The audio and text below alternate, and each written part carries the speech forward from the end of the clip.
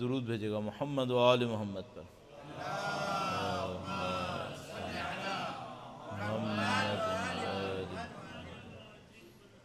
اعوذ باللہ من الشیطان الرجیم، بسم اللہ الرحمن الرحیم، الحمد للہ رب العالمین، والصلاة والسلام علی سید الانبیاء والمرسلین، حبیب الہ العالمین ابی القاسم محمد، صلی علی محمد وعلی آلہ الطیبین الطاہرین، سیما بقیت اللہ فی الارضین۔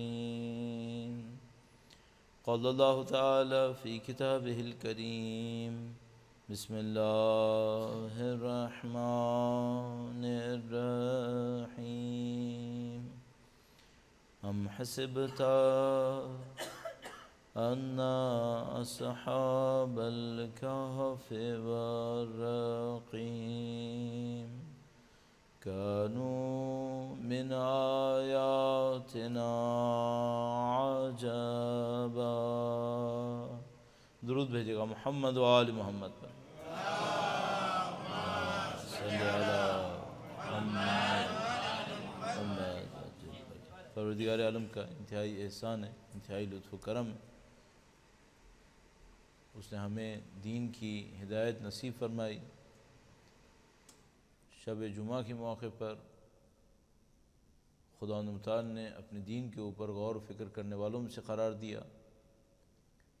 شب جمعہ کو خداوند متعال نے رحمت اور مغفرت کی شب قرار دیا، اور یہ بہت اچھا موقع ہوتا ہے کہ انسان ان لوگوں کے لیے بھی کچھ کر دے کہ جو دنیا سے جا چکے ہیں، اور جیسا کہ اعلان بھی ہوا مختلف مرحومین کے لیے اس مجلس کا ثواب ہدیہ کیا گیا ہے۔ اس سے پہلے کہ میں مجلس کے حوالے سے چند عرائض آپ کی خدمت میں پیش کروں، خود ایصال ثواب کی حکمت کیا ہے، مجلس ایصال ثواب کی ہم کیوں منعقد کرتے ہیں، اس کے حوالے سے چند منٹس عرض کروں گا۔ درود بھیجے گا محمد و آل محمد پر۔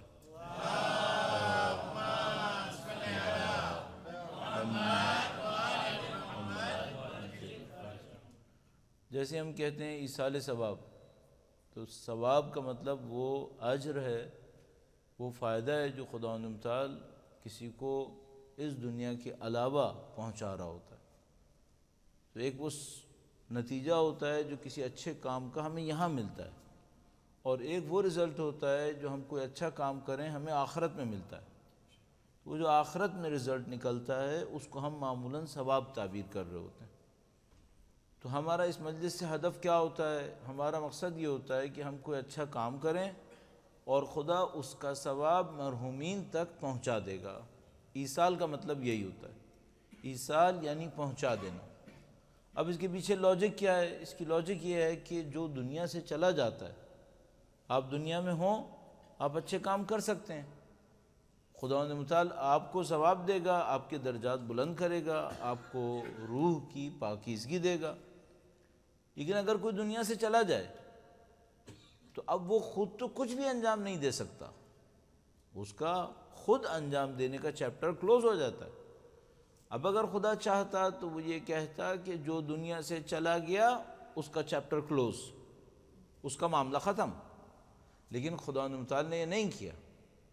خداوند متعال نے یہاں بھی اپنی رحمت دکھائی، اور رحمت دکھا کر اس نے یہ کہا کہ جو خود چلا گیا ہے دنیا سے وہ تو انجام نہیں دے سکتا، لیکن اگر کوئی زندہ اس کے لیے اچھا کام انجام دے تو خدا اس کا ثواب اس مرحوم تک پہنچا دے گا۔ تو یہ بھی خدا کی رحمت تھی کہ اس نے ثواب کا دروازہ کھلا رکھا ہے۔ تو ہم جو ایصال ثواب کی مجلس کرتے ہیں اس سے مقصد کیا ہوتا ہے؟ اس سے ہمارا مقصد یہ ہوتا ہے کہ ہم یہاں پہ کوئی اچھا کام کریں گے اور اس اچھے کام کا فائدہ ہمیں بھی پہنچے گا اور خدا متعالی انشاءاللہ مرحومین کی روح کو بھی اس کا ثواب پہنچا دے گا۔ اس کے پیچھے ایک اور فائدہ بھی ہے، خدا چاہتا ہے کہ ہم یہ یاد کریں کہ ہم نے اس دنیا میں ہمیشہ نہیں رہنا ہے، ہم نے بھی جانا ہے۔ تو اگر آج ہم یہاں پر ہیں، مرحومین کی ارواح کے لیے ایصال ثواب کے لیے مجلس کر رہے ہیں، اس کا مطلب کیا ہے؟ اس کا مطلب یہ ہے کہ کل ہمارے ساتھ بھی یہی ہونا ہے، ہم نے بھی دنیا سے جانا ہے۔ تو ایک فائدہ ان کے لیے ہوتا ہے جو دنیا سے چلے گئے، ان کو ثواب ملتا ہے۔ البتہ یہ آپ کبھی اور موقع کے اوپر گفتگو سن لیجئے گا کسی سے کہ اس دنیا میں ثواب ملنے سے کیا ہوتا ہے۔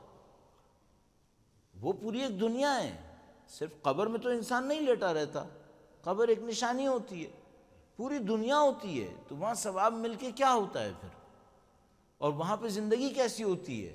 تو کچھ کتابیں بھی اس میں لکھی ہوئی ہیں، مثلا آیت اللہ شہید دست غیب کی ایک کتاب برزخ نام کر کے ہے، اس میں بہت اچھے پوائنٹس بیان ہوئے ہوئے ہیں۔ تو یہ علیحدہ اسٹڈی کرنے کا کام ہے کہ وہ ثواب کیا ہوتا ہے، لیکن بہرحال مرحومین کو فائدہ ہوتا ہے، ان کو ثواب مل جاتا ہے۔ زندوں کو کیا فائدہ ہوتا ہے؟ زندوں کو یہ فائدہ ہوتا ہے کہ ان کو موت یاد آئے، اور موت یاد آنے سے کیا نصیب ہونا ہے؟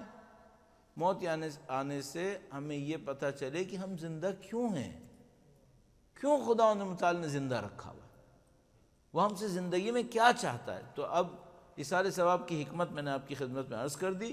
ہم یہاں پہ اچھا کام کریں گے، اس کا ثواب انشاءاللہ مرحومین کو پہنچے گا۔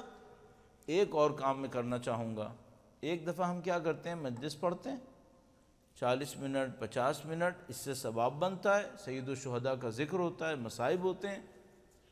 اگر ایک کام کریں تو مجلس ختم ہونے کے بعد بھی ثواب بنتا رہے گا۔ ایک دفعہ تو یہ ہوتا ہے کہ بھئی اتنی دیر بیٹھے ثواب بنے گا، لیکن ایک کام اگر آپ اور کر لیں تو ثواب ہمیشہ بنتا رہے گا۔ اور وہ کام کیا ہے؟ وہ یہ کہ میں آپ کو کوئی ایسی بات بتاؤں جس پر آپ بعد میں بھی عمل کریں۔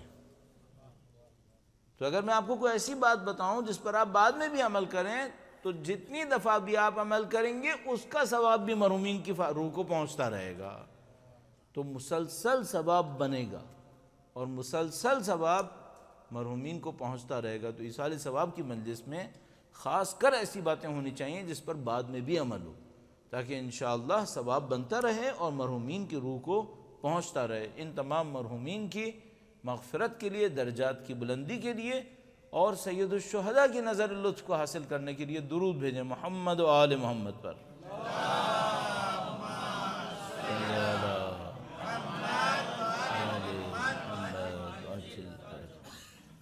اس اعتبار سے انسان موت کو یاد کرے، اور موت کو یاد کرنے سے فائدہ یہ ہوتا ہے کہ انسان اس دنیا کے لیے ایک تیاری میں مشغول ہو جاتا ہے۔ یہ جو مجلس منعقد ہو رہی ہے اس کے ٹاپک کے لیے عقائد کا تذکرہ کیا گیا کہ بھائی اس میں عقائد کے اوپر گفتگو کی جائے۔ تو میں معمولاً کوشش یہ کرتا ہوں کہ بجائے یہ کہ اپنی طرف سے کچھ پوائنٹس بناؤں، لوگوں کے ذہن میں جو سوال ہوتے ہیں ان کو پوائنٹس بنا لیتا ہوں۔ اب لوگوں کے ذہن میں ایک سوال ہوتا ہے جو میں جہاں تقریباً جاتا ہوں لوگ اس پوائنٹ کو اٹھاتے ہیں، اور وہ کیا ہے؟ وہ یہ ہے کہ ہمیں عقائد پر یقین کیسے آئے گا؟ یہ تو ہم کتابوں میں سیکھ لیتے ہیں۔ کوئی ہم سے پوچھے بھائی اصول دین کتنے ہیں؟ توحید، عدل، نبوت، امامت، قیامت، معاملہ ختم۔ اب کسی بچے کو جب ہم یہ سکھاتے ہیں تو اس کو دلیلیں بھی بتا دیتے ہیں کہ بھائی توحید کے اوپر کیا دلیل ہے، دلیل سن لی اس نے۔ اس کے بعد نبوت پر، امامت پر، قیامت پر، عدل پہ، سب پہ ہم دلیلیں بھی سکھا دیتے ہیں۔ لیکن ایک سوال ہے، کیا دل سے اطمینان، دل سے یقین حاصل ہو جاتا ہے؟ تو یہ وہ جگہ ہے جہاں پر ہماری قوم کے اندر بڑی مشکل پیش آتی ہے۔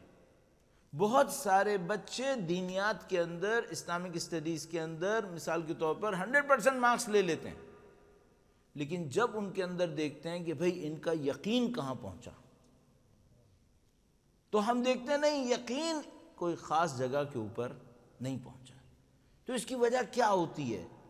ہم اس کے اوپر کس طریقے سے محنت کریں. خاص کر جس چیز کے اوپر سب سے زیادہ یقین چاہیے وہ دو چیزیں. تمام عقیدہ ظاہر ہے کہ مہم ہے، سب ایک دوسرے کے ساتھ ملا ہوا ہے، لیکن دو چیزوں کے اوپر عقیدہ سب سے زیادہ ڈسکس ہوا ہے قرآن کریم پر. وہ کیا ہے؟ ایک توحید اور دوسرا قیامت.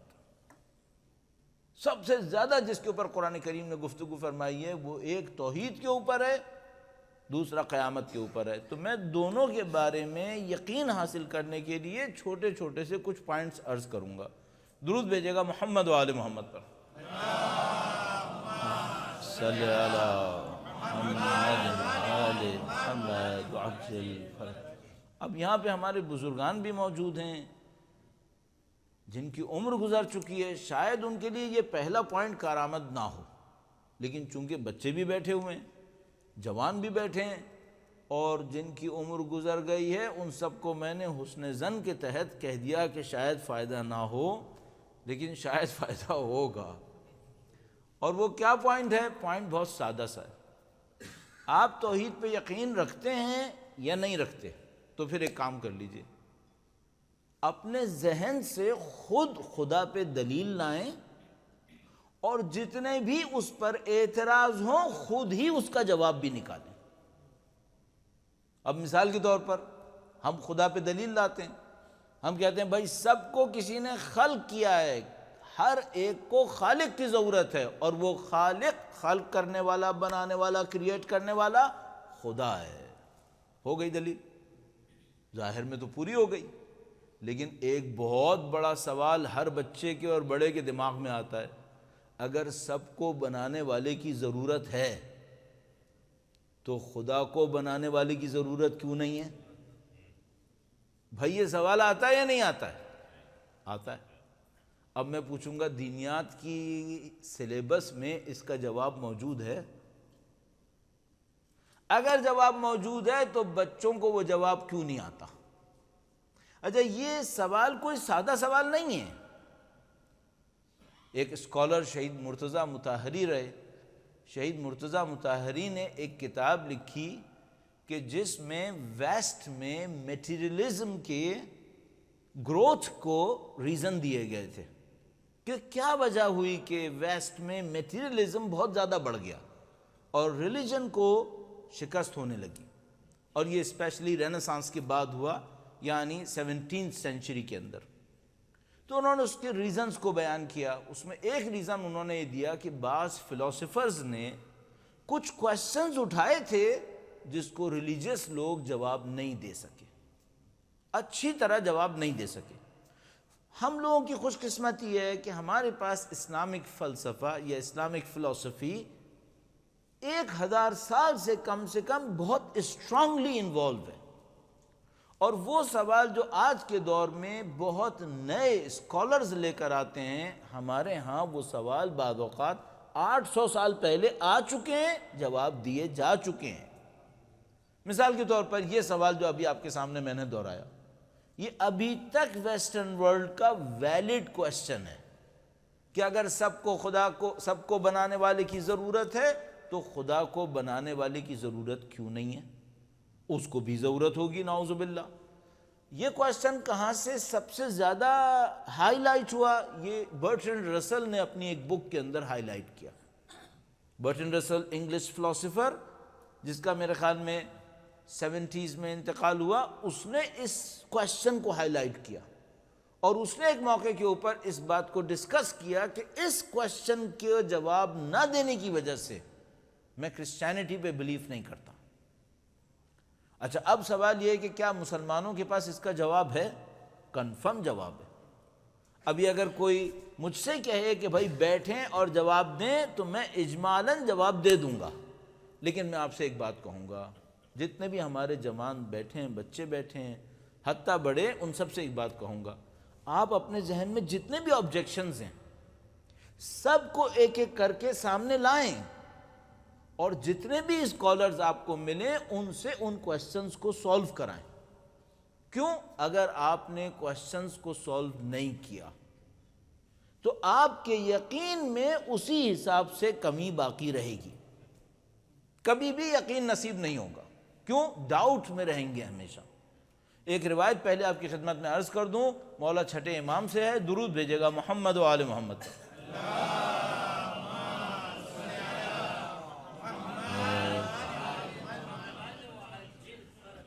ایک آدمی امام کے پاس آیا، یہ روایات ہماری زندگی میں بہت بڑا حصہ ہیں۔ اب ہم لوگوں کے ساتھ ایک مشکل یہ ہے کہ ہمارے اکثر لوگ روایات نہیں پڑھتے۔ میں آپ کو مشورے کے طور پہ ایک اور مشورہ دوں گا، مفت کے مشورے دینے میں کیا جاتا ہے، تو آدمی ایک اور مشورہ دے دے۔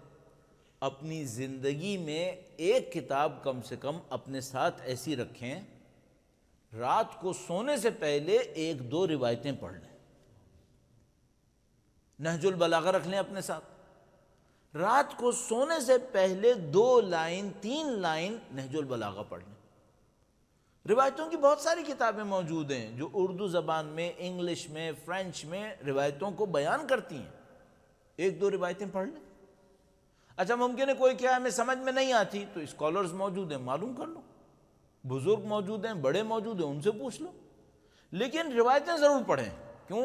یہ اہل بیت کا علمی خزانہ ہے۔ اور ایسا نہیں تھا کہ یہ ساری روایتیں صرف اسکالر سنتے تھے، نہیں، اہل بیت عام لوگوں کو سناتے تھے، عام لوگ سنتے تھے ان روایتوں کو، آپ بھی سنیں۔ یہ نہج البلاغہ کے جو مولا نے کوفہ میں خطبے دیے ہیں، کیا اسکالرز کے سامنے دیے؟ نہیں، یہ عام کوفی لوگ تھے، جمعے کی نماز میں دیے ہیں، جنگ کے میدان میں دیے ہیں، عام لوگوں کے سامنے دیے ہیں۔ تو آپ بھی پڑھیں ان کو، ہاں مشکل ہوگی تو اسکالر سے معلوم کر لیجئے۔ تو ایک آدمی امام کے پاس آیا اور اس نے مولا سے کہا کہ مولا مجھے یہ ڈر ہے کہ میں بے دین ہو گیا ہوں۔ اس نے کہا مولا مجھے ڈر ہے کہ میرا دین میرے ہاتھ سے نکل گیا۔ امام نے کہا کہ نہیں، ایسا نہیں ہوا، تم الحمدللہ دیندار ہو۔ کہنے لگا نہیں مولا، مجھے لگ رہا ہے کہ میں خدا کا انکار کر چکا۔ مولا نے فرمایا نہیں، تم نے خدا کا انکار نہیں کیا ہے، تم خدا کے ماننے والے ہو۔ تو اس کے بعد کہنے لگا کہ مولا مجھے ڈر ہے کہ میں اس دین کی پناہ سے باہر چلا گیا۔ امام نے فرمایا تمہارے ساتھ زیادہ سے زیادہ یہ ہوا ہے۔ کیا ہوا ہے؟ کل رات تم کوئی عبادت کر رہے تھے، شیطان نے تمہارے کان میں ایک سوال اٹھایا، اگر خدا نہیں ہوا تو کیا ہوگا؟ شیطان نے تمہارے کان میں یہ سوال ڈالا کہ اگر خدا نہیں ہوا تو میں عبادتیں کس کے لیے کر رہا ہوں؟ تم شیطان کے اس شک کا جواب نہیں دے سکے۔ کہنے لگا مولا یہی ہوا تھا، اس نے میرے کان میں شک ڈالا اور میں شک کا جواب نہیں دے سکا۔ مولا نے فرمایا شک آنے سے تم کافر نہیں ہوگے۔ بس اگر آپ کا کوئی بچہ کہے مجھے بتاؤ خدا کیسے ہے، تو کوئی یہ نہ کہے کہ تم بے دین ہو گئے، نہیں، یہ بے دین نہیں ہوا ہے۔ امام نے اس کے بعد ایک عجیب قانون دیا، بہت اچھا قانون دیا، جملہ انتہائی خوبصورت ہے، اور اللہ کرے کہ میں کنوے کر سکوں۔ امام نے فرمایا شک بہت اچھا راستہ ہے، لیکن شک بہت بری منزل ہے۔ کیا مطلب ہے؟ شک بہت اچھا راستہ ہے، یعنی اگر شک تمہارے پاس آئے تم شک کا انالیسس کرو اور شک کو سولو کر کے یقین پہ پہنچ جاؤ، تو شک بہت اچھا راستہ ہے، لیکن شک بہت بری منزل ہے۔ کیا مطلب؟ کوئی شک پہ ہی بیٹھا رہے، فرمایا یہ بہت بری منزل ہے۔ تو میں اپنے جوانوں سے بھی اور سب سے یہ کہوں گا کہ آپ کے ذہن میں کوئی بھی ڈاؤٹ آئے، آنے دیں، کوئی ایشو نہیں ہے، جا کر اس ڈاؤٹ کا جواب نکالیں، بلکہ میں تو یہ کہوں گا کہ خود ڈاؤٹ ڈال لیں۔ کیوں؟ اس سے پہلے کہ شیطان ڈالے آپ خود ڈال لیں اپنے دماغ کے اندر اور اس کو پہلے سے سولو کر لیں۔ تو مثال کے طور پر آیا خدا کو کسی اور بنانے والے کی ضرورت ہے؟ تو یہ بڑا ٹیکنیکل سوال ہے، اتنا بڑا سوال ہے کہ برٹرینڈ رسل جیسا آدمی اس کے اندر پھنسا ہوا ہے۔ تو اب کیا میں ممبر پہ بیٹھ کر 2 منٹ میں اس کو سولو کر لوں؟ ظاہر ہے کہ نہیں ہوگا، لیکن مجھے چونکہ سوال میں نے اٹھا لیا ہے تو اب کچھ نہ کچھ میں نے آپ کو جواب بھی دینا ہے، تو جواب دینے کے لیے چند منٹ لیتا ہوں۔ درود بھیجیے گا محمد و آل محمد پر۔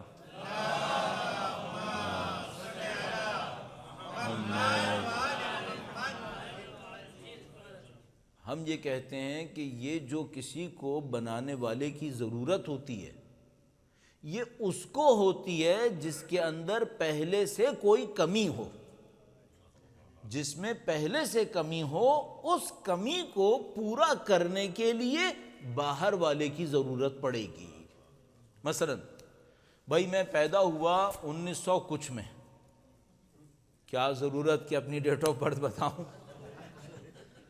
بتا بھی دوں گا تو کچھ نہیں ہوگا، لیکن آپ کو تھوڑا سا ہنسانے کے لیے میں نے یہ ٹرک کی ہے. میں 1 سال پیدا، اس سے پہلے تھا کیا اس دنیا میں؟ نہیں. اس سے پہلے میرے اندر ایک کمی تھی، اس دنیا میں نہیں تھا. کوئی میری اس کمی کو پورا کرتا ہے، مجھے دنیا کا وجود دے دیتا ہے.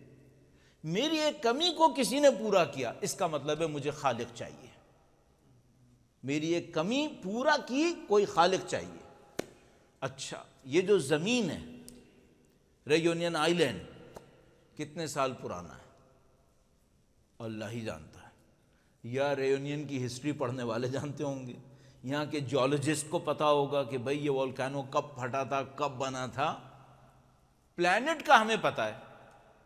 اس زمین کو بنے ہوئے 5 بلین ایئرز ہوئے، 5000 ملین ایئرز. 5 بلین ایئرز بہت ہوتے ہیں، لیکن 5 بلین ایئرز پہلے تھی نہیں. اس کا مطلب ہے اس کو خالق چاہیے، اس کو خالق چاہیے. کیوں؟ اس میں کوئی کمی ہے جو کسی نے پورا کی ہے. یہ جو پورا سولر سسٹم ہے، ایکچولی پوری یونیورس، یہ کب سے ہے؟ تو سائنٹسٹ کہتے ہیں اس کو بنے ہوئے 15 بلین ایئرز ہو گئے. وہ جو بگ بینگ ہوا اور پوری یونیورس بنی، 15 بلین ایئرز، 15,000 ملین ایئرز. تو لوگوں کو سمجھ میں بھی نہیں آتا کہ یہ عدد کتنا ہے. تو وہ کہتے ہیں مولانا ہماری عمر سے کتنا زیادہ ہے؟ بہت زیادہ ہے. تمہاری عمر سے بہت زیادہ ہے. 15 بلین ایئرز پہلے یہ یونیورس بنی تھی. ایک سوال ہے، اس سے پہلے تھی؟ نہیں. اس کا مطلب ہے اس کو خالق چاہیے. اس میں ایک کمی ہے، اس کمی کو پورا کرنے کے لیے خالق چاہیے. قانون کیا کہتا ہے؟ قانون یہ کہتا ہے جس میں کمی ہے اس کی کمی کو پورا کرنے کے لیے خالق چاہیے.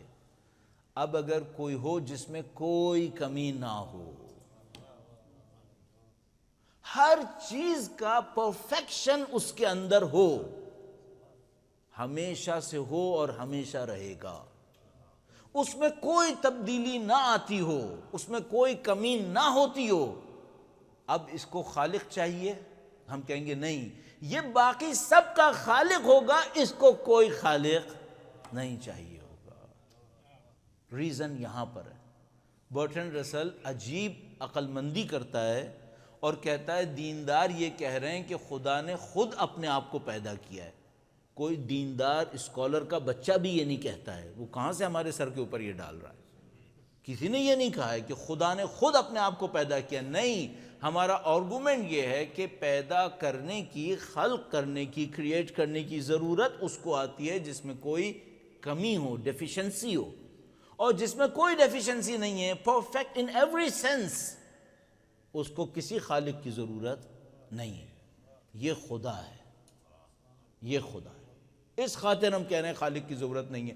اب اس طرح ہمارے بچے کیا کریں؟ ہر چیز پر کوشچن نکال لیں. ابھی ممکن ہے میں نے جواب دیا ہو، کسی بچے کے ذہن میں کوئی سوال آ رہا ہو، آنے دو، کوئی ایشو نہیں. ایک اسکالر کو لو، پہلے خود حل کرو، اور ایک اور کام بھی کر لو. بلکہ تھوڑا سا خطرناک بات کہہ رہا ہوں، ماں باپ کو بھی تھوڑا پھنسا لو، ان کو بھی بلکا لو بیچ میں. ان سے پوچھو یہ کوشچن میرے دماغ میں آیا، اس کا حل کیا ہے؟ اگر عقل مند ماں باپ ہوئے اور انہیں جواب پتا ہوا تو وہ بولیں گے جواب یہ ہے. اگر عقل مند ماں باپ ہوئے اور ان کو جواب پتا نہیں تھا تو وہ کہیں گے بیٹا جواب نہیں پتا، ڈھونڈ کے لائیں گے. اگر بے وقوف ہوئے تو کہیں گے یہ سوال کیوں کیا؟ تو بے وقوف ہوگا تو کہے گا یہ سوال کیوں کیا تم نے؟ سوال آنے دو، سوال تھوڑی برا ہے. کسی دفعہ بھی کسی امام معصوم نے لوگوں کو سوال سے نہیں روکا ہے. لوگ کیا کیا سوال کرتے تھے. ایک آدمی آتا ہے کہتا ہے مولا ہمیں بتائیں کیا امام گناہ کرتے ہیں؟ یا الہی، حتیٰ میرا جیسا آدمی جو کہہ رہا ہے سوال ہو وہ بھی کہہ رہا ہے یہ کیسا سوال کر رہا ہے. لیکن امام نے منع نہیں کیا، امام نے منع نہیں کیا. ایک بہت بڑا، جس کو ہم لوگ آج کے زمانے میں ایتھیسٹ کہتے ہیں، ایک بڑا ایتھیسٹ تھا ابن ابی الاوجاع، ظاہراً مجھے نام یاد آتا ہے. وہ کسی امام کے سامنے پہنچا، امام کے شاگرد کے سامنے پہنچا، ایکچولی مفضل کے سامنے پہنچا، اور اس نے مفضل کے ساتھ، امام کے شاگرد تھے، ڈائلاگ شروع کیا. اس نے ایسے عجیب و غریب سوال اٹھائے، خدا کے اوپر اعتراض اٹھائے. مفضل کو غصہ آ گیا، مفضل کو غصہ آیا اور اس نے کہا کہ تم خانہ کعبہ کے برابر میں بیٹھ کر خدا کے بارے میں ایسی باتیں کیوں کرتے ہو؟ تو اس نے روک لیا اسے، کہا مفضل تم کس کے شاگرد ہو؟ اس نے امام کا نام لیا کہ میں ان کا شاگرد ہوں. کہنے لگا اگر تم نے ان کا نام لیا کہ تم ان کے شاگرد ہو تو میں تم کو بتاتا ہوں، میں نے امام کے سامنے اس سے زیادہ سخت سوال کیے، وہ کبھی غصے میں نہیں آئے تھے. انہوں نے ہمیشہ ہمارے سوالوں کو سنا اور ہمارے طویل سوالوں کے جواب میں سادہ سا چھوٹا سا جواب دے کر ہمیں خاموش کر دیا. تم کیوں غصے میں آ رہے ہو؟ مفضل کو شرمندگی ہوئی، امام کے پاس گئے اور امام سے کہا کہ مولا اس طرح میرے ساتھ واقعہ ہوا، مولا میں بہت پریشان ہوں، مجھے اس کو جواب دینا ہے. امام نے فرمایا تم میرے پاس آؤ، میں تمہیں ایک حدیث سناؤں گا، وہ جواب دوں گا. امام نے جو جواب دیا اس کو ہم ایک حدیث میں دیکھتے ہیں، لمبی حدیث ہے. اس حدیث کو ہم کہتے ہیں توحید مفضل. ایک حدیث ہے جس میں امام نے توحید کے اوپر دلائل دیے، اس حدیث کو ہم کہتے ہیں توحید مفضل. موجود ہے انٹرنیٹ وغیرہ کے اوپر بھی، اس کو جا کر آپ اسٹڈی کر سکتے ہیں. بس پیرنٹس کے سامنے بھی سوال رکھیں، پیرنٹس انشاءاللہ جواب دے پائیں گے. نہیں جواب دے پائیں گے تو کوئی بات نہیں، وہ کہیں گے ہم پوچھ کے آئیں گے اور تمہیں پھر جواب دیں گے. اور اگر نہیں ہو سکے تو آپ پھر اسکالرز کے پاس جائیں، ان سے بات چیت کریں اور اپنے سوالوں کو حل کرنے کی کوشش کریں. آج کل انٹرنیٹ کی دنیا ہے، تقریباً ہر قسم کا ڈسکشن پازیٹیو نیگیٹو انٹرنیٹ کے اوپر موجود ہے. تو اگر آپ انٹرنیٹ پہ بھی سرچ کریں گے تو آپ کو بہت سارے جواب انشاءاللہ مل جائیں گے. تو ان تمام سوالوں کے اوپر غور کریں اور اپنے دماغ سے ان کو حل کرنے کی کوشش کریں، یا پیرنٹس کے ذریعے، اسکالرز کے ذریعے سے، ٹیچرز کو بھی انوالو کر سکتے ہیں جو اسلامیات وغیرہ پڑھا رہے ہیں ان سب کو بھی. لیکن ایک بات ہے، پرابلم کو سولو کریں. پرابلم کو ذہن میں رکھ کر بیٹھنے کا کوئی فائدہ نہیں ہے. تو مثال کے طور پر میں جہاں کہیں بھی عقائد پہ بات کرتا ہوں، ایک نہ ایک بچہ ایسا مل جاتا ہے جو کہتا ہے مولانا یہ جو تھیوری آف ایوولوشن ہے کیا یہ ہمارے دین کے خلاف ہے؟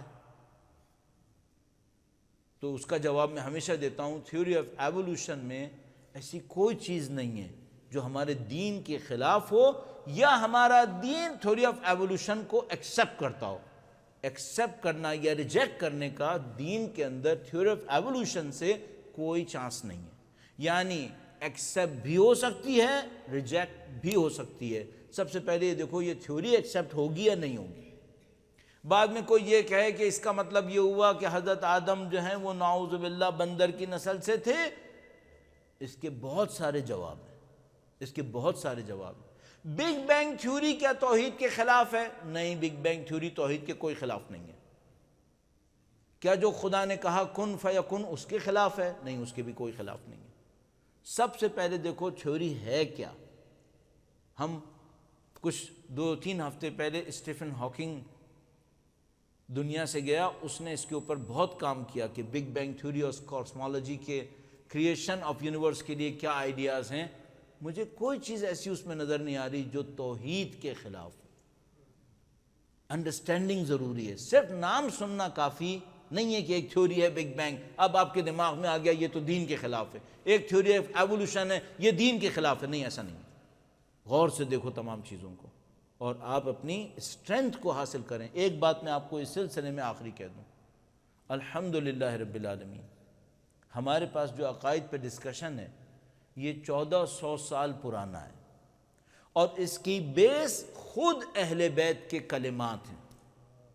دنیا میں کسی گروہ کے پاس اتنا سالڈ عقائد کا نظام نہیں ہے جتنا امیر المومنین اور ان کے اولاد کے صدقے میں ہمارے پاس موجود ہے. اس میں تمام سوالوں کے جواب دینے کی طاقت ہے. اسلامک فلسفی بہت مضبوط ہے، ویسٹرن فلسفی کی طرح نہیں ہے، اس کے اندر بہت سالڈ گراؤنڈز ہیں۔ تو ان تمام سوالوں کے جواب دیے جا سکتے ہیں، ان میں کوئی پرابلم نہیں ہے، اور میں آپ کی خدمت میں اس کا اطمینان دلانا چاہوں گا۔ باقی انشاءاللہ آپ اپنے سوالات کو حل کریں گے اور اس یقین تک پہنچیں گے۔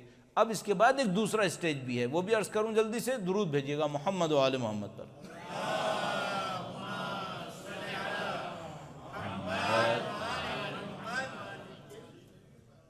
ایک اسٹیج ہوتا ہے عقائد کو تھیوریٹیکلی سمجھ لینا، تھیوری کے ذریعے سے سمجھ لینا۔ ایک اسٹیج ہوتا ہے عقائد پر پریکٹیکلی یقین حاصل کرنا۔ تھیوریٹیکلی میں سولو کر لوں، خدا ہے، ریزن یہ ہے، آرگومنٹ یہ ہیں، یہ 3 میں نے ریزن دے دیے، فرض کرو جتنے اس کے اوپر آبجیکشن آئے تھے وہ میں نے سب سولو کر لیے۔ کیا اس سے یقین آئے گا؟ میں کہوں گا عقل کی حد تک یقین آئے گا، قلب کے اندر یقین اس سے نہیں آئے گا۔ قلب کے اندر یقین کب آئے گا؟ قلب کے اندر یقین اس وقت آئے گا جب اپنے قلب کو خدا سے جوڑو گے، اس وقت آئے گا۔ جب تم اکیلے میں بیٹھو گے اور خدا سے بات کرو گے اور تمہیں اندازہ ہوگا کہ کوئی تمہارا سننے والا موجود ہے، اس وقت تمہارے قلب کو یقین آئے گا۔ اس یقین کو حاصل کرنے کے لیے تھوڑی سی اسپریچویلٹی چاہیے، تھوڑا پیوریفیکیشن چاہیے۔ ایک آدمی یہ سوچتا رہے کہ میرے پاس ایک برتن ہے، اس کو میں گندا رکھوں گا اور گندے برتن میں دودھ ڈالوں گا اور اسے پیوں گا۔ دودھ، ملک، فرینچ میں کیا کہتے ہیں؟ فرینچ جانتے ہیں۔ برتن گندا ہے، اس میں دودھ ڈالوں گا، دودھ پیوں گا، اس دودھ کا فائدہ ہوگا؟ نہیں۔ پہلے برتن صاف کرو۔ آپ چاہتے ہو خدا کا یقین آپ کے دل میں آئے، خدا کا یقین ایک انلائٹمنٹ ہے، یہ ایک نورانیت ہے۔ اس کے لیے پہلے دل کو صاف کرنا ہوگا، گناہوں کو تھوڑا چھوڑنا پڑے گا۔ اب ایک آدمی کہتا رہے میں سارے گناہ کرتا رہوں گا اور وہ یقین بھی آتا رہے، یہ مفتے کا مال نہیں ہے، یہ مہنگا مال ہے، یہ مشکل سے ملتا ہے، اس کے لیے محنت کرنی پڑتی ہے۔ تو آپ کو اور مجھے اب ایک جملہ ہم لوگ کہتے ہیں، وہ کیا؟ عربی میں بہت اچھے اچھے محاورے ہیں، ایڈیمز بہت اچھے اچھے ہیں۔ ایک بڑا اچھا محاورہ ہے تو اس میں کہا من طلب الاولا سحر اللیالی، جس کو ہائٹ چاہیے، جس کو پیک چاہیے، اسے رات کو جاگنا پڑے گا، اسے رات کو جاگنا پڑے گا۔ کیا مطلب؟ جب اکیلے بیٹھو تو خدا کو یاد کرو۔ اچھا، یہ جو ہم جماعت کے اندر بیٹھتے ہیں، نمازیں پڑھتے ہیں، کیا یہ کافی نہیں ہے؟ بہت اچھا ہے، بہت ضروری ہے، لیکن ایک مسئلہ ہے، جب انسان اکیلا ہوتا ہے نا تو پھر وہ خدا سے گفتگو کرتا ہے۔ اللہ کرے کہ ہمارے اندر اتنی اسپریچویلٹی بن جائے کہ ہم سب کے درمیان بیٹھے ہوں تب بھی خدا سے گفتگو کر لیں، اللہ کرے کہ ایسا ہو جائے۔ لیکن اسٹارٹنگ پوائنٹ میں اکیلے میں خدا سے گفتگو کرنا اسٹارٹنگ پوائنٹ کے لیے بہت اچھا ہے۔ تو میں کیا ریکمینڈ کروں آپ کو بھی اور اپنے آپ کو بھی؟ شب جمعہ ہے، برکتوں کی شب ہے۔ اس شب جمعہ میں مجھے خدا سے کیا مانگنا چاہیے؟ مرحومین کے لیے بھی مانگوں، جیسے میں نے عرض کیا وہ منتظر ہوتے ہیں، ہمارے پاس روایت موجود ہے، مرحومین گھروں پر آتے ہیں اور کہتے ہیں کاش ہمارے لیے کچھ کر لو، وہ آ کر منتظر ہوتے ہیں۔ آپ کے میرے والدین، آپ کے میرے اعزاء اقرباء، بھائی بہن اگر دنیا سے چلے گئے تو ان کے لیے کچھ کر لیں۔ دوسرا کام کیا کروں؟ خدا سے کہوں خدایا میں تجھ سے ہوں اور تیری ہی طرف جانا ہے، اس دنیا میں مجھے اکیلا نہ چھوڑ، اس میں اکیلا نہ چھوڑ، میرا اسٹارٹ بھی تو ہی ہے، میرا اینڈ بھی تو ہی ہے، انا للہ و انا الیہ راجعون۔ بیچ میں خدا کو کیوں چھوڑ رہے ہو؟ مرنے کے بعد کہاں جانا ہے؟ خدا کی طرف۔ مرنے سے پہلے کہاں سے آئے تھے؟ خدا کی طرف سے۔ یہ جو 50-60 سال یہاں پر ہو، اس میں بغیر خدا کے کیوں رہ رہے ہو؟ خدا کے ساتھ رہو۔ اچھا کوئی کہے بھائی میں مسلمان ہوں، خدا کے ساتھ ہوں، میں کہوں گا تھوڑا سا دل سے بھی ساتھ لے لو، دل سے ساتھ لو۔ اچھا اب جناب علی یہاں پر اس سلسلے کی ہماری پہلی اور آخری مجلس ہے، اور کل ایک چھوٹا پروگرام ہوگا، اور اس کے بعد پرسوں میں انشاءاللہ اپنے گھر روانہ ہو جاؤں گا۔ اب میں کیا سوچ رہا ہوں؟ میں سوچ رہا ہوں کہ میں آپ کو 1-2 باتیں ایسی بتا دوں جس پر انشاءاللہ آپ کے کچھ لوگ عمل کریں گے۔ سب لوگ عمل کریں گے اتنا آپٹیمسٹک میں بھی نہیں ہوں، سب نہیں کریں گے، لیکن انشاءاللہ کافی لوگ کر لیں گے۔ جو لوگ کریں گے تو اس سے کیا ہوگا؟ ان کو بھی ثواب ملے گا۔ جن مرحومین کے لیے مجلس ہو رہی ہے ان کو بھی ثواب ملے گا۔ ایک کویسچن ہے بھیا میرے پلے بھی کچھ آئے گا یا نہیں آئے گا؟ ہاں مجھے بھی ثواب ملے گا۔ تو یہ کیا ہے؟ یہ میری انویسٹمنٹ ہے، میں آپ پر نالج کی انویسٹمنٹ کر رہا ہوں۔ پھر آپ پریکٹس کریں گے تو مجھے 2 ثواب ملیں گے انشاءاللہ۔ ایک آپ کے عمل کا ثواب ملے گا، دوسرا نالج اسپریڈ کرنے کا ثواب ملے گا۔ اس سے کیا مجھے ملے گا؟ اس سے خدا میرا عمل بھی بڑھائے گا انشاءاللہ، اور خدا علم بھی بڑھائے گا۔ تو میں اس موقع کو ہاتھ سے نہیں جانے دوں گا، میں آپ کے اوپر محنت کروں گا، اور آپ سے صرف ایک درخواست کروں گا، غور سے سن لو اور عمل کر ڈالو۔ خدا توفیقات ہر روز نہیں دیتا ہے، جب دیتا ہے تو دونوں ہاتھ سے پکڑ لو۔ یہ گمراہی کا زمانہ ہے، ہدایت کو دونوں ہاتھ سے پکڑو۔ کیوں؟ نہیں معلوم موقع مس کیا تو کیا ہوگا، نہیں معلوم۔ تو پلیز، شب جمعہ ہے، سید الشہداء کا ذکر ہوا تھا، آخر میں بھی ذکر کروں گا انشاءاللہ۔ وقت کے امام کو بہت پسند ہے، اللہ اس کی برکتیں نصیب فرمائے گا انشاءاللہ۔ ایک بار پھر درود کی برکت سے مجلس کو منور فرمائیے، درود بھیجیں محمد و آل محمد۔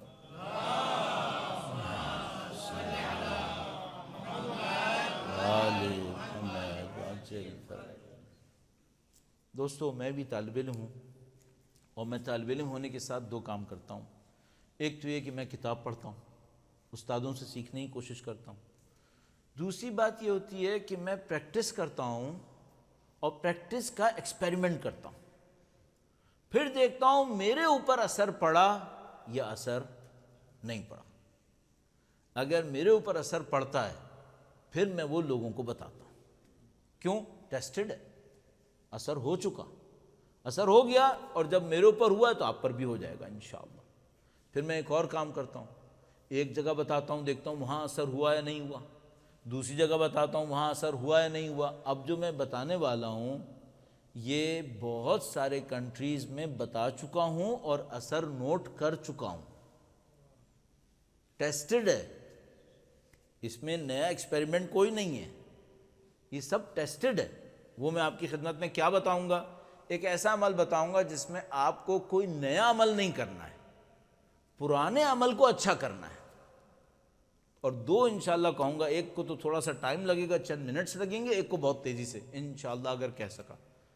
جو پہلا اس وقت کہنا چاہتا ہوں اور اس کو مس نہیں کرنا چاہ رہا، وہ کیا ہے؟ تسبیح کیسے پڑھیں۔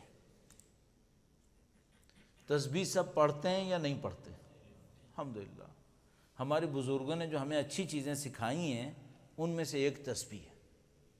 اچھا میں نے خود دیکھا ہے پہلے ایرانی لوگ تسبیح نہیں پڑھتے تھے، 30-35 سال پہلے جب میں ایران گیا تھا یہ لوگ تسبیح نہیں پڑھتے تھے، نماز پڑھتے تھے چلے جاتے تھے۔ ان کے اوپر ان کے علماء نے محنت کی ہے، اب تسبیح پڑھتے ہیں۔ صحیح ہے، مولا کا کرم ہے، ہمیں تو اجداد نے پہلے سے ہی دے دیا ہے، ہمارے بچے پہلے سے پڑھ رہے ہیں، ہم لوگ پہلے سے پڑھ رہے ہیں۔ صرف ایک کام کریں، تھوڑا سا بہتر کر لیں۔ بہتر کیسے کریں گے یہ میں عرض کروں گا آپ کی خدمت میں، 3 پوائنٹس۔ پہلا پوائنٹ، آپ تسبیح کتنی دیر میں پڑھتے ہیں؟ اکثر لوگ کہیں گے مت پوچھو بھائی، 1 منٹ جو پڑھتا ہے نا وہ بہت اچھی پڑھ رہا ہے پھر تو۔ میں عرض کرتا ہوں ابھی بہت معذرت چاہتا ہوں، تھوڑا سا میں 5-10 منٹ بڑھاؤں گا، ابھی خطرناک بات پہلے ہی بتا دوں۔ کیوں بڑھاؤں گا؟ میں نے کہا بھائی میں اس کو لوز نہیں کر سکتا، ٹھیک ہے؟ اچھا پھر اتنی دیر سے کیوں شروع کیا؟ اتنی دیر سے اس لیے شروع کیا تاکہ آپ کو تیار کروں، ورنہ آپ سنتے نہیں میری بات۔ مجھے آپ کو مینٹلی بھی تو تیار کرنا تھا، اس لیے تھوڑا مقدمہ بھی لگانا پڑ گیا۔ یہ کیا کریں، مجبوری ہے نا ہماری بھی۔ پہلا پوائنٹ، کتنی دیر میں پڑھتے ہیں بھائی؟ تو تسبیح میں کتنے ورڈز ہیں؟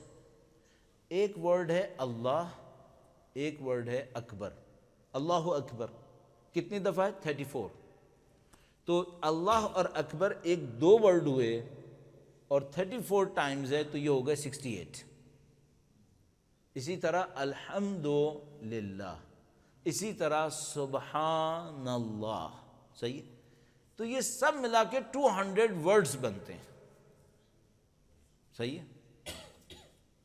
200 ورڈز لوگ کتنی دیر میں پڑھتے ہیں؟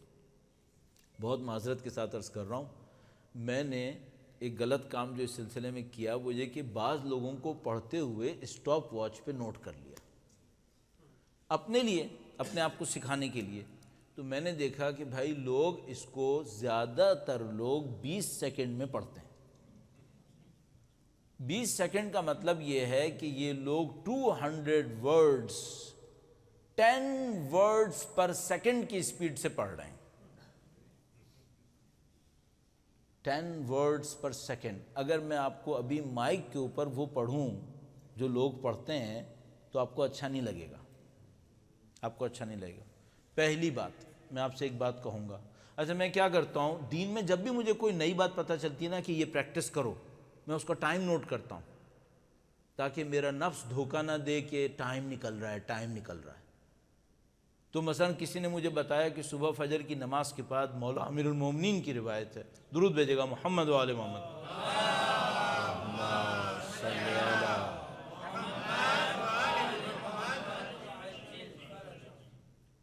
کسی جگہ میں نے پڑھا کہ مولا امیر المومنین کی روایت ہے فجر کے بعد 11 مرتبہ قل هو اللہ پڑھو۔ تو میں نے کہا 11 مرتبہ تو بہت ہوتا ہے، میں نے کہا اس سے پہلے کہ میں کہوں بہت ہوتا ہے ٹائم نوٹ کر لوں کتنی دیر لگتی ہے۔ تو میں نے ٹائم نوٹ کیا تو مجھے پتا چلا کہ بھائی ہارڈلی 2 منٹس ہیں۔ تو اب میں فجر کے بعد جب قل هو اللہ پڑھنے لگتا ہوں 2 یا 3 منٹس، تو میرا نفس مجھے کہتا ہے جلدی کرو، تو میں اس سے کہتا ہوں 3 منٹ میں کوئی موت نہیں آئے گی، 3 منٹ میں زندگی میں بہت ضائع کرتا ہوں، میں پڑھ کے اٹھوں گا۔ کہیں مجھے جانا ہوتا ہے نا اور میرا دماغ کہہ رہا ہوتا ہے جلدی کرو جلدی کرو جہاز نکل جائے گا، تو میں تو کہتا ہوں نہیں 3 منٹ میں نہیں نکلے گا، پڑھ کے اٹھوں گا۔ تو میں نے تسبیح کے لیے بھی یہی کیا، میں نے کہا بھائی کتنی دیر میں لوگ پڑھ رہے ہیں؟ 20 سیکنڈ میں۔ میں نے کہا میں 2 منٹ میں پڑھوں گا۔ اچھا آپ 2 منٹ نکالیں گے، زندگی پہ فرق پڑے گا؟ کوئی کمی آئے گی؟ کوئی؟ پتہ نہیں کتنی دفعہ وقت ضائع کرتے ہیں ہم لوگ۔ اگر آپ نے 5 مرتبہ تسبیح پڑھنی ہے، 2 منٹ میں پڑھی تو پورے 24 انٹو 60 منٹس 10 منٹ زیادہ ہوگا بس۔ بلکہ وہ بھی لگا لو کہ 8.5 منٹ، چونکہ 20 سیکنڈ کے حساب سے 5 دفعہ پڑھتے تو 100 سیکنڈ تو اس کے بھی ہو رہے تھے، تو 8.5 منٹ زیادہ ہوگا ٹوٹل، اس سے زیادہ نہیں ہوگا، صحیح ہے؟ تو یہ 8.5 منٹ لگا لو بھائی۔ یہ پہلا پوائنٹ ہے۔ پہلا پوائنٹ کیا ہے؟ کس سپیڈ سے پڑھیں؟ تقریباً ایسے اللہ اکبر اللہ اکبر اللہ اکبر۔ کتنی دیر لگ جائے گی؟ Hardly 2 minutes. یہ پہلا پوائنٹ ہو گیا انشاءاللہ۔ کوئی مشکل آئی اس مسئلے میں؟ درود بھیجیں محمد و آل محمد پر، صلی اللہ۔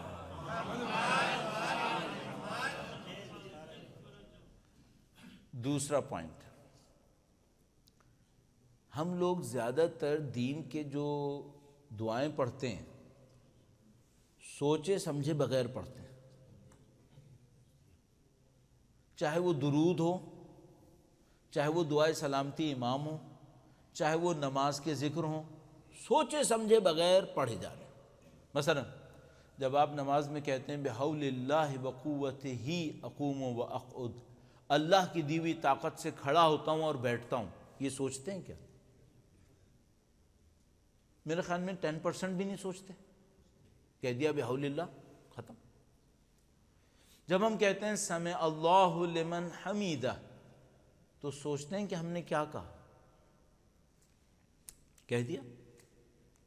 ابھی جو ہم نے اتنی فاتحہ پڑھی تھیں، کسی نے فاتحہ کے مطلب پہ سوچا تھا؟ نہیں۔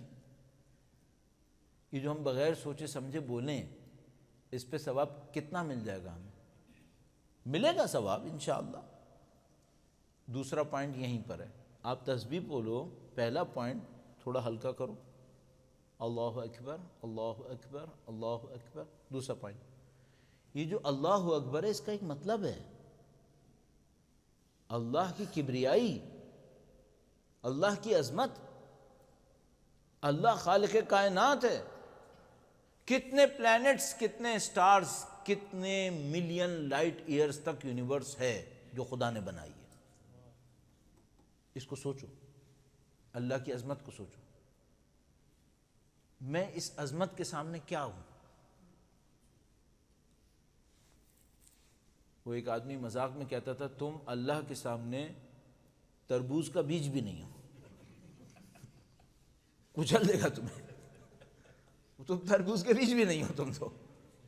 ہم اللہ کی عظمت کے سامنے کچھ ہیں؟ جب اللہ اکبر بول لو تو یہ سوچ لو، اللہ وہ ہے جس کی مولا کا کتنا اچھا قول یاد آ گیا، سبحان اللہ۔ مولا کی نہج البلاغہ کمال ہے۔ مولا نے کہا ایک موقع پر نہج البلاغہ میں، اے خدایا تعریف تیرے لیے ہے، تو کیا کیا جانتا ہے؟ تو یہ جملہ کہا، خدایا تو جنگل میں، جنگل فارسٹ، جنگل میں درختوں کی چھال، درختوں کے اوپر جو لیئر ہوتی ہے، اس کے اندر جو ہولز ہوتے ہیں، ان ہولز کے اندر جو مچھر ہوتے ہیں، ان کے پروں کے چلنے کی تعداد بھی جانتا ہے۔ او مائی گاڈ، کتنے فارسٹ ہیں، کتنے ٹریز ہیں، ان ٹریز میں کتنے ہولز ہیں، ان ہولز کے اندر کتنے کیڑے ہیں، اور وہ کیڑے کتنی دفعہ پر چلا رہے ہیں، خدا جانتا ہے۔ فرمایا خدایا تو وہ ہے جو پہاڑوں کی اونچائی میں اور زمین کی گہرائی میں بسنے والے مخلوقوں کو رزق دینے والا ہے۔ ہمالیہ کی پیک پر بھی مخلوق موجود ہے، اور میریانا ٹرنچ 10,000 میٹرز اوشین کے اندر بھی مخلوق موجود ہے۔ مخلوق موجود ہے کیا مطلب؟ اس کا بھی خدا رازق ہے۔ اور میں اپنی پرواہ کر رہا ہوں کہ میرا رزق کون دے گا؟ میں کیوں پرواہ کروں؟ ہاں میں کوشش کروں۔ اللہ کی عظمت کو سوچنا ہے، ہاں بالکل۔ کیا کیا سوچوں؟ یہی سوچوں، یونیورس کتنی بڑی ہے، اللہ کی مخلوق کتنی ہے، کتنے پہاڑ، کتنے آسمان، کتنے صحرا، میں کیا حیثیت رکھتا ہوں، اس سب کو سوچو۔ الحمدللہ کہتے وقت کیا سوچوں؟ میں اپنے آپ سے پوچھ رہا ہوں، خدا نے مجھے تھوڑی سی عزت دی ہے، اے خدا تیرا شکر، الحمدللہ۔ تو چاہتا تو مجھے عزت سے محروم کر دیتا۔ خدا نے مجھے جسم میں طاقت دی ہے، ہاں دی ہے، تو چاہتا تو محروم کر لیتا۔ خدا تو نے مجھے عقل دی ہے، دی ہے، چاہتا تو محروم کر لیتا۔ خدایا تو نے مجھے یا اللہ کہنے کی طاقت دی ہے، یہی الحمدللہ کہنے کا موقع دیا ہے، ہاں دیا ہے۔ نعمت نہیں ہے، ہاں خدا نعمت ہے۔ کتنی نعمتیں ہیں، نہیں گن سکتا۔ 33 دفعہ الحمدللہ کہتے وقت خدا کی نعمتوں کو یاد کرو۔ جو بھی نعمت آپ کو سمجھ میں آتی ہے، جسم، ذہن، ایمان، فکر، خاندان، عزت، جو نعمت آپ کو سمجھ میں آتی ہے سب کو یاد کر لو۔ محتاجی نہیں دی، الحمدللہ خدا تیرا شکر، اتنی نعمتیں دی ہیں، 33 مرتبہ کہتے وقت یاد کرو۔ 33 مرتبہ کہنا ہے سبحان اللہ۔ سبحان اللہ میں کیا سوچوں؟ سادہ ترین بول رہا ہوں، ان جگہوں کو سوچو جہاں میں بے بس تھا، خدا نے میری مدد کر دی۔ سبحان اللہ، خدا میں بے بس تھا، تو اپنی طاقت اور عظمت سے میری مدد کو آ جاتا ہے۔ سبحان اللہ، خدا کے عجائب کو دیکھو اور کہو سبحان اللہ۔ نقص اور عیب کس کا ہے؟ میرا۔ غلطی کس کی ہے؟ میری ہے۔ کیا خدا میں کوئی غلطی ہے؟ نہیں۔ سبحان اللہ، سبحان اللہ کہو، ان باتوں کو سوچو۔ یہ میرا دوسرا پوائنٹ ہے۔ آپ کا یہ حقیر بھائی آپ سے ریکویسٹ کر رہا ہے 3 پوائنٹس کے لیے۔ ایک، تھوڑا سلو۔ دوسرا پوائنٹ، یہ سوچو۔ اب ایک تیسرا پوائنٹ ہے جو بہت امپورٹنٹ ہے، اور اس نے ایک ٹرن آپ کی لائف میں لانا ہے، اور یہ آپ صرف اس وقت کر پائیں گے جب آپ سلو پڑھ رہے ہوں گے اور میننگ کو سوچ رہے ہوں گے۔ تو اگر یہ 2 پوائنٹس نہیں کسی نے سوچے تو 3rd پوائنٹ کوئی فائدہ نہیں دے گا، پہلے ان 2 پہ کام ہوگا۔ 3rd پوائنٹ کیا ہے؟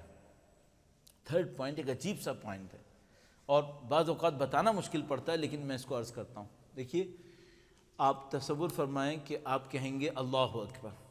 اب آپ ایک اور طریقے سے سوچیے، آپ زبان سے کہیں گے اللہ اکبر، یہ آپ کا ہارٹ ہے جو پمپنگ اسٹیشن، صحیح؟ اپنے امیجنیشن میں لائیں کہ آپ کا یہ جو دل دھڑک رہا ہے یہ کہہ رہا ہے اللہ اکبر، آواز یہاں سے آ رہی ہے۔ آپ زبان سے کہیں گے اللہ اکبر، کہیے، زبان سے ہی کہنا ہے، لیکن اس کے ساتھ ساتھ کیا سوچیں کہ یہ جو دل دھڑک رہا ہے نا، یہ بھی کہہ رہا ہے کیا؟ اللہ اکبر، صحیح ہے؟ تو میں تھوڑی دیر کے سوچتا ہوں کہ میرا دل کہے اللہ اکبر۔ کبھی اس کو تنہائی میں کر کے دیکھیں، اور میں آپ کو گارنٹی سے کہہ رہا ہوں یہاں بیٹھ کر کہ ود ان ڈیز آپ فیل کریں گے کہ کچھ چینج ہو رہا ہے آپ میں۔ ود ان ڈیز میں احتیاط کر کے کہہ رہا ہوں، ورنہ ایسا بھی ہوا ہے کہ کسی کو میں نے عصر پہ بتایا اور مغرب کی نماز پڑھ کے وہ بھاگتا ہوا آ گیا کہ مولانا یہ ہوتا ہے کیا؟ میں کہا یہی ہوتا ہے۔ فرسٹ ٹائم آپ پریکٹس کر لیں، تھوڑا سلو پڑھیں، میننگ فل پڑھیں، اور اس طرح سوچے گا کہ یہ جو کچھ آپ کہہ رہے ہیں یہ آپ کا دل کہہ رہا ہے، صحیح؟ اچھا، یہ جو دل کے اوپر ہمارا اصرار ہے، ایمفیسس ہے، یہ کیوں ہے؟ اب اس کو بتانے کے لیے چھوٹا سا ایک پوائنٹ عرض کرتا ہوں۔ درود بھیجے گا محمد و آل محمد پر۔ صلی اللہ۔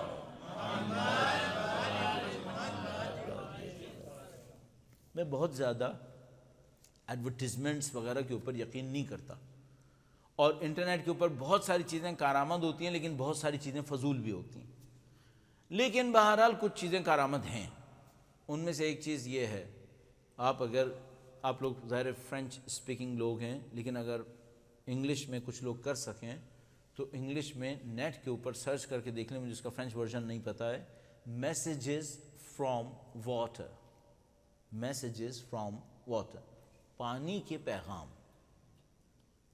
یہ ایک جاپنیز سائنٹسٹ تھا، اس نے ریسرچ کی تھی، اور اس نے ریسرچ کرنے کے لیے پانی کے مالیکیولز کے اوپر ریسرچ کی تھی۔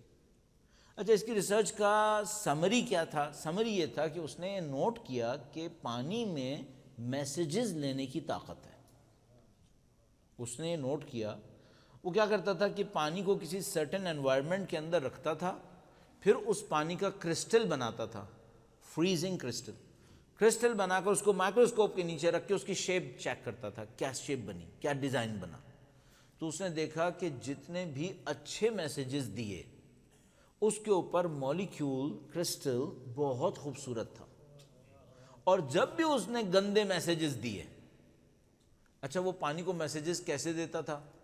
بعض اوقات وہ اتنا کرتا تھا کہ 2 آدمی لڑ رہے ہوتے تھے، ان کے بیچ میں پانی رکھ دیتا تھا، اس کے بعد اس پانی کو اٹھا کے مائکروسکوپ میں لے کے جاتا، دیکھتا تھا مولیکیولز خراب ہو چکے۔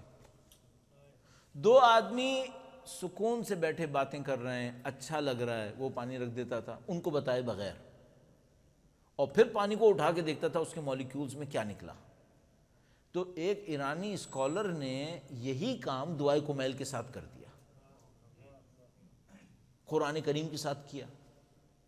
خوبصورت ترین کرسٹلز قرآن کریم کے بنے، خوبصورت ترین کرسٹلز، یعنی اس پانی کو جس کو تلاوت قرآن سنائی گئی اس سے پہلے اس کے کرسٹل دیکھے گئے، نارمل تھے، پھر تلاوت قرآن کریم ہوئی، اس کے کرسٹلز چیک کیے گئے، چینج ایبسولوٹلی بیوٹیفل۔ صحیح ہے؟ اب یہاں پہ ایک پرابلم ہے، اگر میں کسی سے لڑوں اور بیچ میں پانی ہو تو پانی پر اس کا گندا اثر آ جاتا ہے۔ میری اپنی باڈی 70% پانی ہے، تو اگر میں کسی پہ شاؤٹنگ کر رہا ہوں تو نقصان کس کو ہوگا؟ اپنے اوپر۔ 70% ادھر ہی ہے۔ قرآن کریم فرماتا ہے تم جو برائی کرو گے برائی کا اثر تم پہ ہی آئے گا، اور کرو بغض۔ اگر میں کسی کے لیے جیلسی کر رہا ہوں، یہ جیلسی کا اثر کس پہ ہوگا؟ اپنے اوپر۔ کرو جیلسی۔ پانی، ہم بھی پانی ہیں۔ اب ایک بات ہے، ہم لیکوڈ ہیں؟ ہاں لیکوڈ ہیں۔ یہ ہارٹ پمپ کرتا ہے، کس کو بلڈ کرتا، کس کو؟ بلڈ کو، خون کو۔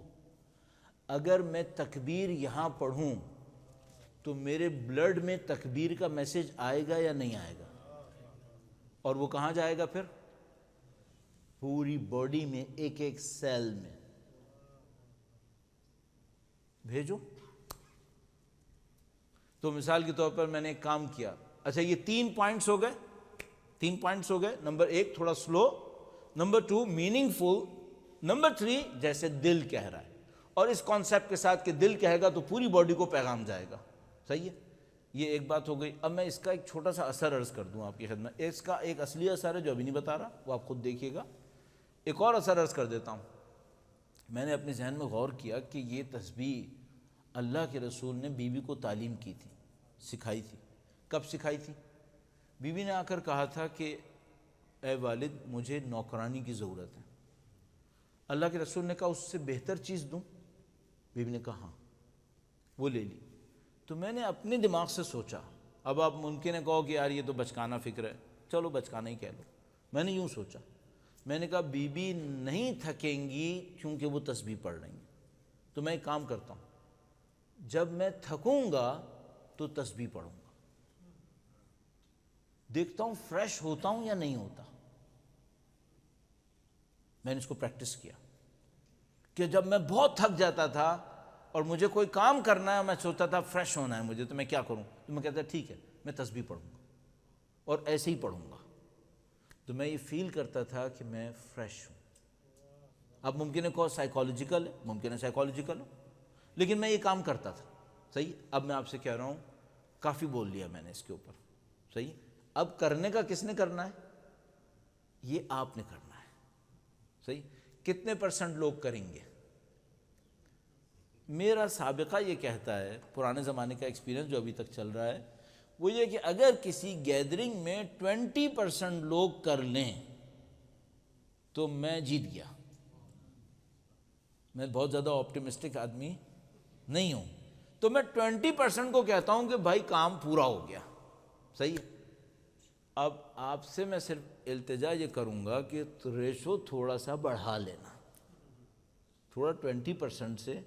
ویسے میں آپ کو بتا دوں آنیسٹلی اپنی اوپینین، مجھے یہاں پہ ریشو 20% سے کافی آگے جاتا لگ رہا ہے، مجھے ریشو کافی آگے جاتا لگ رہا ہے۔ باقی کہاں تک جائے گا اللہ جانتا ہے، میں ناقص آدمی ہوں، گناہ گار آدمی ہوں، میری بات میں شاید اثر نہیں ہوگا، لیکن بہرحال کچھ لوگ یہاں پہ اچھے بیٹھے ہوں گے، ان کے دل میں اثر ہو جائے گا۔ ٹھیک ہے؟ بی بی کا نام ہے، آخر بی بی کے نام کی تسبیح۔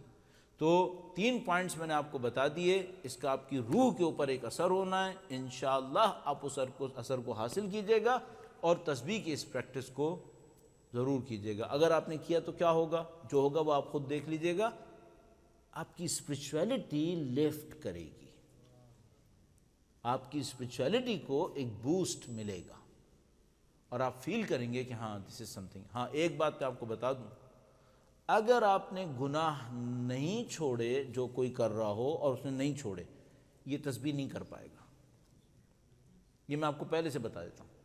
تو اگر کوئی اس خوش فہمی میں رہے کہ میں گناہ بھی کرتا رہوں گا اور یہ تسبیح بھی چلتی رہے گی، یہ نہیں چلے گی، یہ نہیں چلے گی۔ آپ کو اپنے اوپر کنٹرول کرنا ہوگا، اور آپ پہلے سے کر رہے ہیں، لہذا آپ کے لیے انشاءاللہ چل جائے گی انشاءاللہ۔ میں بہت وقت لگا دیا اس کے اوپر، کافی وقت لگا دیا۔ پہلی دفعہ جب میں نے زندگی میں اس کے اوپر بات کی تھی تو 50 منٹ لگائے تھے، کیونکہ مجھے سمجھ میں نہیں آ رہا تھا میں کیا کروں، تو میں اس کے اوپر 50 منٹ لگائے، اور پھر اس کے بعد یہ لیکچر ٹینز آف تھاؤزنز میں ڈاؤن لوڈ ہوتا رہا، اور لوگ اس کے اوپر توجہ دیتے رہے۔ تو میں نے آپ کی خدمت میں عرض کر دیا، اور اللہ سے دعا ہی ہے آپ کی کرنے سے مجھے بھی فائدہ ہوگا انشاءاللہ۔ درود بھیجے گا محمد و آل محمد پر۔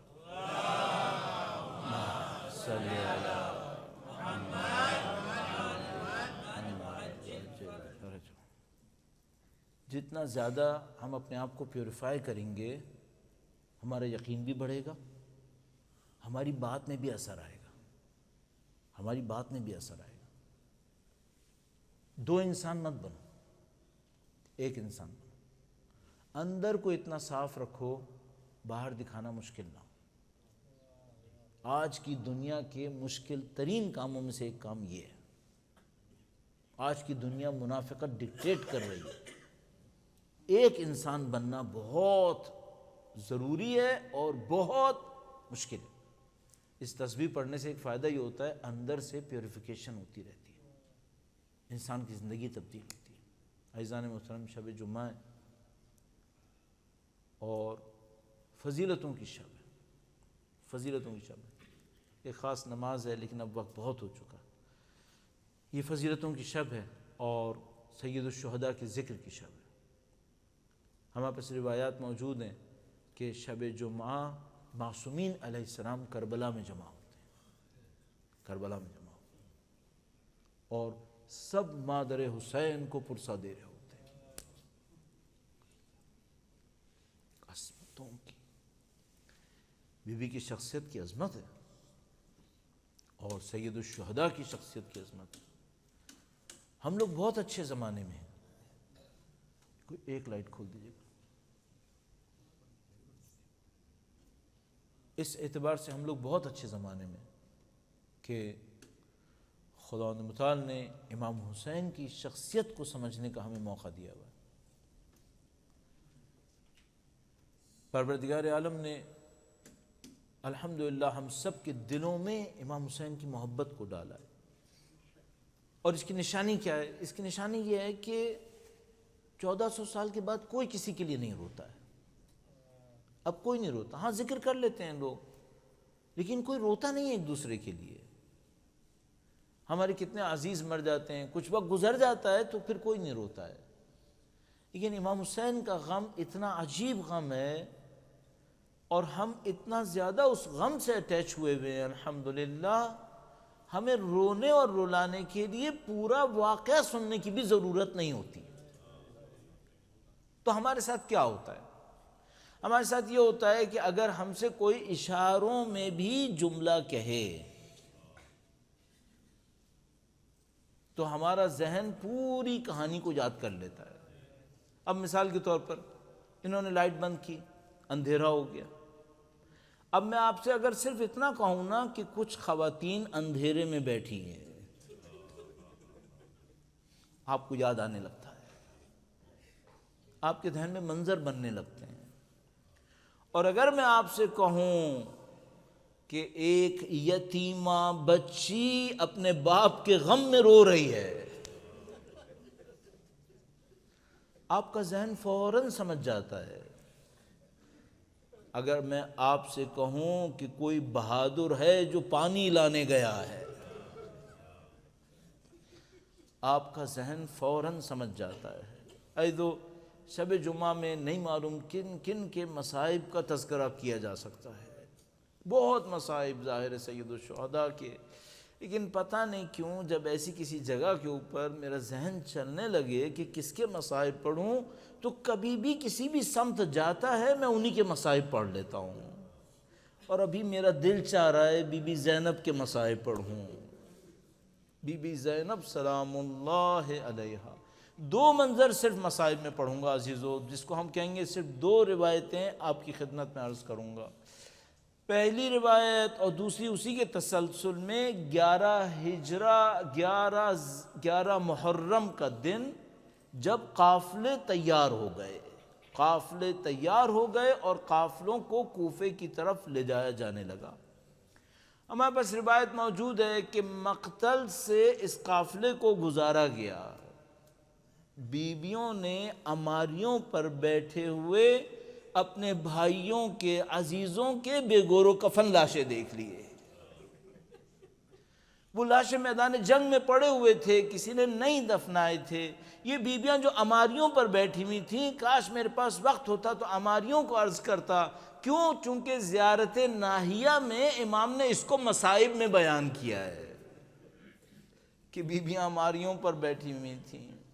جب بیویوں نے دیکھا کہ ہم مقتل کے برابر سے گزر رہے ہیں تو تمام بیویوں نے اپنے آپ کو چلتے ہوئے اونٹوں سے زمین پہ گرا لیا۔ بیویاں زمین پر گر گئیں اور ہر خاتون اپنے کسی ایک چاہنے والے کی طرف گئی ماتم کرنے کے لیے۔ اس موقع پر بی بی زینب سلام اللہ علیہا اپنے 2 جوان اونو محمد کو چھوڑ کر امام حسین کے لاشے پر آئیں۔ بی بی امام حسین کے لاشے پر آئیں اور لاشے کو ایک عجیب حالت میں دیکھا۔ اس لاشے میں سر نہیں تھا، اس لاشے پہ لباس نہیں تھا۔ بی بی نے اپنے بھائی کے لاشے کو دیکھا، لاشے کے برابر سے مٹی کو ہاتھوں میں اٹھایا، مدینے کا رخ کیا اور کہا، اے محمد رسول اللہ، یہ آپ کا حسین، یہ آپ کا حسین ہے، مرمل بالدماء، یہ خاک اور خون کے اندر مبتلا ہے، اس کا جسم کربلا میں ہے اور اس کا سر کوفہ کے بازاروں کی طرف گیا ہوا ہے۔ بی بی نے یہ جملات ادا کیے۔ جب بی بی یہ جملات ادا کر رہی تھی مصائب کے تسلسل کے اندر، امام سید سجاد دیکھ رہے تھے کہ میری بہنیں، میری پھوپھی اماں میرے بابا کے روضے کے اوپر ماتم کرنے کے لیے کھڑی ہیں۔ عزیز و شمر لعین امام سجاد کے پاس آیا اور اس نے کہا کہ سجاد بیویوں سے کہو کہ چلیں۔ امام سجاد خاموش کھڑے رہے۔ اس لعین نے ایک کوڑا امام سجاد کی کمر پہ مارا، امام کی کمر جھک گئی۔ اس لائن نے ایک اور کوڑا مارا، امام کی کمر اور جھکی۔ پھر یہ بدبخت بار بار کوڑے مارتا رہا۔ جب بی بی زینب نے یہ دیکھا، عزیزو آپ کا امام حسین کا ماتم کرنا کتنا اہم ہے، جب بی بی زینب نے یہ دیکھا تو بی بی زینب سید سجاد کے پاس آئیں اور کہا، سید سجاد ہم چلنے کو تیار ہیں۔ امام سجاد نے کہا، پھوپھی اماں آپ میرے والد کے روضے پر ماتم کریں، سجاد کوڑے کھائے گا لیکن یا حسین کرے گا۔ یہ جو بے اور آپ جمع ہوتے ہیں یا حسین پر روتے ہیں، اس کے لیے مولا سجاد نے کوڑے کھائے۔ الا لعنت اللہ علی القوم الظالمین وسيعلم الذين ظلموا أي منقلب ينقلبون۔ پروردگارہ جنہوں نے امیر المومنین اور اولاد امیر المومنین پہ ظلم کیا انہیں بدترین عذاب میں مبتلا فرما۔ اے پاک پروردگار منتقم خون کربلا کے ظہور میں تعجیل فرما۔ اے خدایا تجھے ان آنسوؤں کا واسطہ، امام حسین کے غم کا واسطہ جو ہمارے دلوں میں ہے، نسلاً بعد نسل قیامت تک ہماری تمام نسلوں کو عزادار امام حسین، محبان امام حسین میں قرار فرما۔ پرچم حسین کو دنیا کے کونے کونے تک پہنچانے والوں میں قرار فرما۔ اے پاک پروردگار تجھے واسطہ نبی اور اولاد نبی کا، امام حسین کی قربانیوں کا، ہمیں اس دنیا میں زیارت حسین نصیب فرما، قبروں میں زیارت حسین نصیب فرما، محشر میں شفاعت حسین نصیب فرما، جنت میں حسین کے دروازے سے داخل ہونا نصیب فرما۔ اے پاک پروردگار بحق حسین تمام مرحومین کے گناہان صغیرہ و کبیرہ کی مغفرت فرما۔ بحق اسرائے کربلا، بحق امام سجاد تمام بیماروں کو شفا نصیب فرما۔ اے پاک پروردگار تمام دعائیں تیری حجت کے لیے ہیں خدایا، تجھے سید الشہداء کی عظمت کا واسطہ، سید و سردار مولا اور آقا امام آخر الزماں کے ظہور مبارک میں تعجیل فرما، ہمیں ہماری نسلوں کو ان کے جانثاروں میں قرار فرما، امام کے لشکر کی تعداد میں اضافہ فرما، امام کے دشمنوں کو نیست و نابود فرما، ہماری زندگی کا اختتام ان کی راہ میں شہادت قرار فرما۔ ربنا تقبل منا انك انت السميع العليم بجاہ محمد و آلہ الطاہرین۔